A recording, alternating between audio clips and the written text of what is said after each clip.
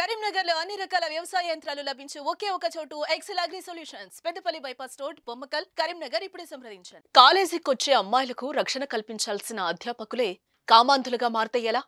అమ్మాయిల ఫోటోలు మార్ఫింగ్ చేసి బ్లాక్మెయిల్ చేస్తే వాళ్ళని టీచర్లనాలా, కీచకులనాలా? లైంగిక వేధింపులు తట్టుకోలేక కాలేజ్ బిల్డింగ్ నుంచి దూకి ఆ అమ్మాయి ఆత్మహత్యకు పాల్పడింది. కొమాది చైతన్య ఇంజనీరింగ్ కాలేజ్లో జరిగిన ఈ ఉదంతం ఇప్పుడు విశాఖలో దుమారమే రేపుతోంది.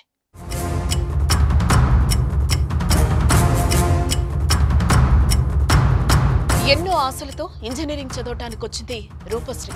మంచి మెరిట్ స్టూడెంట్ అని సీట్ ఇచ్చారు. కానీ కాలేజ్లో అడుగు పెట్టిన నాటి నుంచే ఆమెను కామాంధులు వెంటపడ్డారు.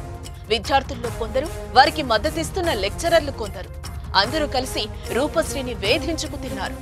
అమ్మాయి ఫోటోలు మార్ఫింగ్ చేసి బ్లాక్మెయిల్ చేశారు. లొంగిపోతావా లేదంటే ఫోటోలు సోషల్ మీడియాలో వైరల్ చేయాలా అని నిత్యం హింసించారు.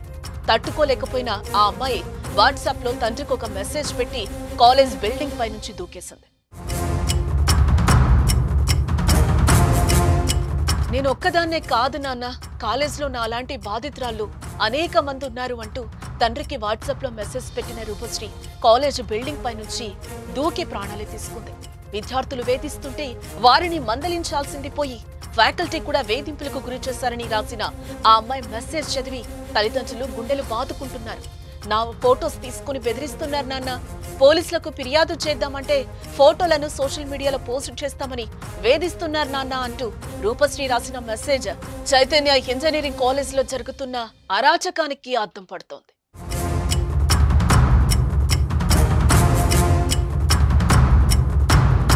అలాంటి బాధితులు కాలేజ్లో చాలా మంది ఉన్నారు. నేను చచ్చిపోతే కనీసం వాళ్లైనా తప్పించుకుంటారు. కాలేజ్లో జరిగే దారుణం వెలుగులోకి వస్తుందంటూ తండ్రికి రాసిన చివరి మెసేజ్ లో రూపశ్రీ ఆవేదన వ్యక్తం చేసింది. చావు తప్ప నాకు వేరే దారి కనిపించడం లేదని చెప్పిన రూపశ్రీ మెసేజ్ తాను అనుభవించిన నరకాన్ని కళ్ళకు కడుతోంది. కాలేజ్ పైనుంచి దూకేసిన రూపశ్రీ డెడ్ బాడీని సైలెంట్ గా KGH కు తీసుకొచ్చి వదిలేశారు. కాలేజీకి వెళ్లిన కూతురు మార్చరీలో డెడ్ బాడీగా కనిపించడంతో ఆ పేరెంట్స్ తట్టుకోలేకపోతున్నారు. కాలేజ్ యాజమాన్యం మాత్రం జరిగిన దారుణాన్ని కప్పిపెట్టే ప్రయత్నం చేస్తోంది.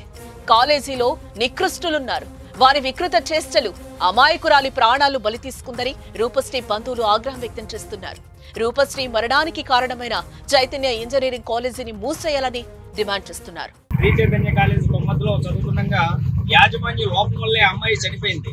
కాబట్టి యాజమాన్యం వచ్చి అమ్మాయికి స్టడీ పోలేదు, అది లేదు ఇది లేదని చెప్పారు. అమ్మాయి ర్యాంక్ స్టూడెంట్, సీట్ వస్తేనే అమ్మాయి శ్రీ చైతన్యలో జాయిన్ అయింది. అలాంటి అమ్మాయిని ఈ రోజు అన్యాయంగా బలైపోవడానికి కారణం శ్రీ చైతన్య యాజమాన్యం వల్లే ఆ అమ్మాయి ఈ రోజు ప్రాణాలు తీసుకోవడం జరిగింది. ఆ అమ్మాయికి తగినంత న్యాయం చేయవలసిందిగా ప్రభుత్వాన్ని మేము కోరుతున్నాం. అలాగే శ్రీ చైతన్య యాజమాన్యం పూర్తిగా దీనికి బాధ్యత వహించవలసి ఉంటుంది. కీచకులుగా మారి రూపశ్రీని బలి తీసుకున్న టీచర్లను ఏం చేయాలి?